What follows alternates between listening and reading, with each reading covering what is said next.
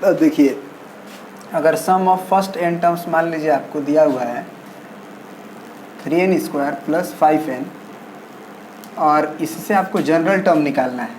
मतलब कि ये क्या है, इसको क्या पढ़ा जाएगा, sum of first n terms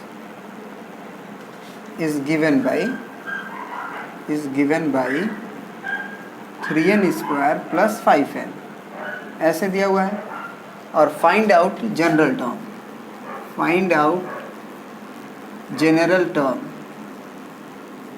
अब जनरल टर्म निकालने का मतलब क्या हुआ है कि आप nth टर्म निकालिए, इस AP का nth टर्म निकालिए, उसी को जनरल टर्म कहेंगे। तो देखिए, अब जो बताने जा रहे हैं उसके लिए हम दो वर्क कर सकते हैं। एक तो हम जानते हैं कि यदि Sn दिया हो तो Tn का फार्मूला हमारे पास ऑलरेडी अवेलेबल है, Sn माइनस 1। माने शुरू से n पदों के जोड़ में से अगर उसमें से जस्ट शुरू से लेके एक पदों को छोड़ के, लास्ट का एक पद छोड़ के अगर घटा दें तो निश्चित रूप से वो लास्ट वाला टर्म बच जाता है। तो एक तो ये तरीका है। हाँ, अब क्वेश्चन ये है कि Sn तो हम डायरेक्ट यहाँ पे दिया हुआ है हमारा, Sn माइनस 1 क्या होगा। तो Sn माइनस 1 कुछ नहीं होगा, इसी फार्मूला में जब आप जो भी डालिएगा n का वैल्यू, p डालिएगा तो शुरू से p पदों का जोड़ को दे देगा, 10 डालिएगा शुरू से 10 पदों का जोड़ को दे देगा। तो आप n को बस क्या डाल दीजिए, पुट n बराबर n माइनस 1। तो जहाँ भी आपको n दिखाई दे n माइनस 1 पुट कीजिए। तो ये Sn minus 1 is equal to ये क्या होगा, 3 इंटू n माइनस 1 का square plus 5 into n minus 1। तो यहाँ से कितना हो जाएगा आपका, 3 into n square minus 2n plus 1 plus 5n minus 5। तो यहाँ से देखिएगा आप कि ये 3n² माइनस 3 दूना के 6n plus 3 plus 5n minus 5। तो यहाँ से आप देखेंगे कि ये 3n² माइनस n और माइनस 2 होगा, और Sn तो आपको पता ही है। तो अब Tn बराबर डायरेक्ट क्या लिख देंगे, Sn के जगह पे 3n² plus 5n minus bracket में लिखेंगे Sn माइनस 1 का value 3n² minus n minus 2। ठीक है ना, ये 3n² से ये 3n² घटेगा, 5n minus minus plus n और माइनस माइनस प्लस 2। तो यहाँ से आप देखेंगे कि ये 6n प्लस 2 हो जाएगा। तो यही इस AP का जनरल टर्म है। और आपको पता है कि AP का जनरल टर्म में लीनियर इक्वेशन इन n आता है, और जो n का कोफिशिएंट होता है वही उस AP का कॉमन डिफरेंस भी होता है। तो ज़रा सोचिए कि पहले थ्योरी में हम क्या बताए थे, n² का जो कोफिशिएंट है उसका डबल करने पे हमारा AP का कॉमन डिफरेंस आता है। तो वो यहाँ से भी विजिबल है कि n का कोफिशिएंट इसमें जनरल टर्म में तो कोफिशिएंट ही डायरेक्ट हो जाता है, और सम में बोले थे कि 2 times of coefficient of n² होता है। तो वो तो क्लियर है, 3 दूना के 6 हो रहा है। ये तो रहा भैया मेथड 1, ठीक है। लेकिन अगर इसी में आप बोल दें कि कॉमन डिफरेंस निकालिए, तो कॉमन डिफरेंस कैसे निकालेंगे। तो अगर कॉमन डिफरेंस निकालने के लिए बोलते हैं हम इससे भी निकाल सकते हैं।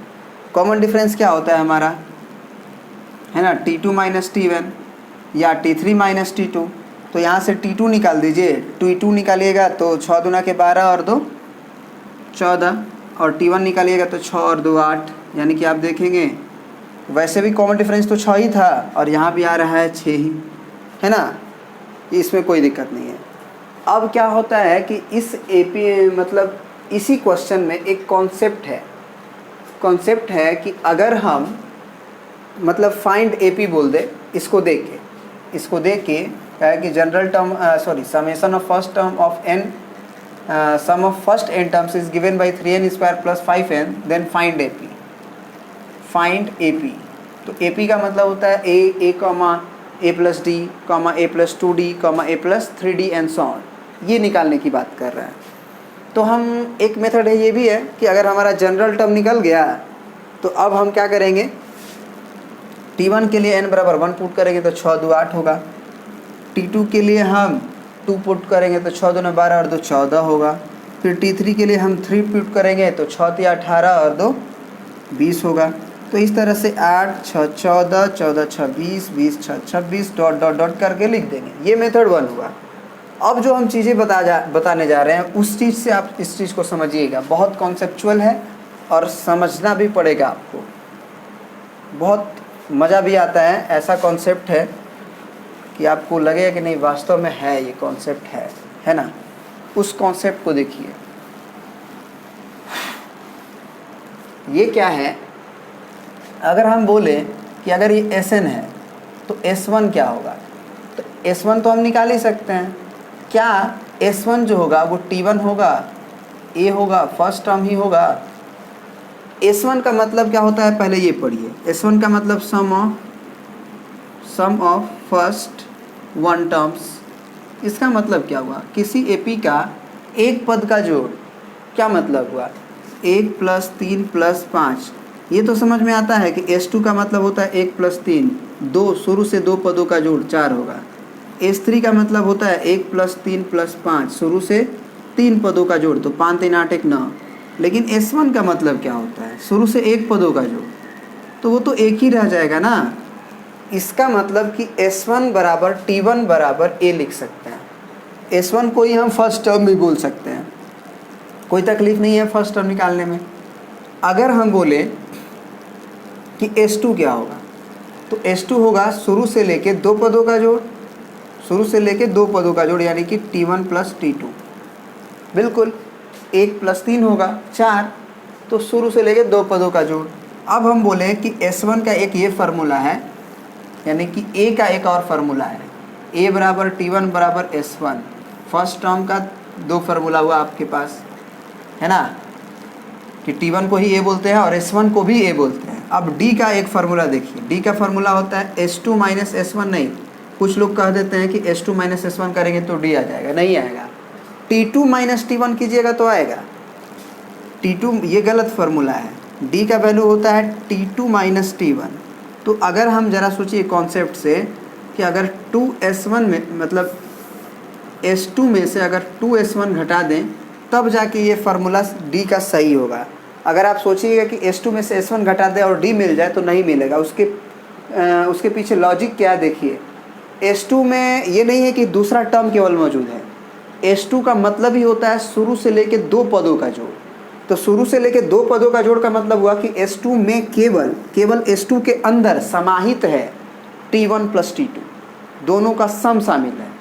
अगर उसमें से मात्र S1 घटाइएगा, मतलब T1 + T2 में से केवल T1 घटाइएगा, तो आपका T2 बचेगा। आपको T2 चाहिए कि आपको D चाहिए, तो आपको एक बार और T1 घटाना पड़ेगा। तो इसीलिए बोला जा रहा है कि इसमें से 2 बार T1 घटा दीजिए। तो इसीलिए S2 - 2S1 सही फार्मूला होता है D का। तो ये आप दिमाग में रख लीजिएगा कि कॉमन डिफरेंस का एक और फार्मूला क्या होता है, S2 - 2S1। तो Tn का भी एक फार्मूला नया आया था आपका, Sn - 1। A का भी एक फार्मूला अभी आप अब देखें, S1 = T1। और D का भी एक फार्मूला आप देखें, S2 - 2S1। अब देखिए AP को हम तुरंत कैसे फाइंड आउट कर लेंगे। हम तुरंत बोलेंगे कि हमारा फर्स्ट टर्म और कॉमन डिफरेंस अगर निकल जाता है, हमारा AP का अगर फर्स्ट टर्म और कॉमन डिफरेंस निकल जाता है तो हमारी कहानी बन जाती है। तो अगर हम बोले कि A क्या होगा, तो A तो S1 होगा। तो S1 के लिए आप डायरेक्ट पुट करिए, 3 × 1 का स्क्वायर + 5 × 1, तो 5 3 8 हो गया S1 A1। D की बात करें तो S2 - 2S1। तो S2 का मतलब 2 डालिए, तो 2 दूना के 4 तिया 12 और 5 दूना 10 22 हुआ, माइनस 2S1 का मतलब 8 दूना के 16। अब घटा दीजिए तो ये 6 हुआ। तो ये कॉमन डिफरेंस भैया 6 आ गया। और आप देख भी रहे होंगे कि इसका कॉमन डिफरेंस 6 है भी, 3 दूना के 6। अब AP निकालना है, तो AP होता है A, A + T, A + 2D ... तो A हो गया तुम्हारा 8, फिर 8 6 14, फिर 8 और 12 20, फिर 26, इस तरह से ... AP। अब A और D निकल गया तो हम Tn भी निकाल सकते हैं, A + n - 1 × D। General term भी निकालने के लिए बोलेगा तो निकाल सकते हैं। ये 8 हो गया प्लस n - 1 हो गया, और D का वैल्यू भैया 6 हो गया। तो ये हो जाएगा 6 × n, 6n + 2, क्योंकि -6 होगा और ये 8 है।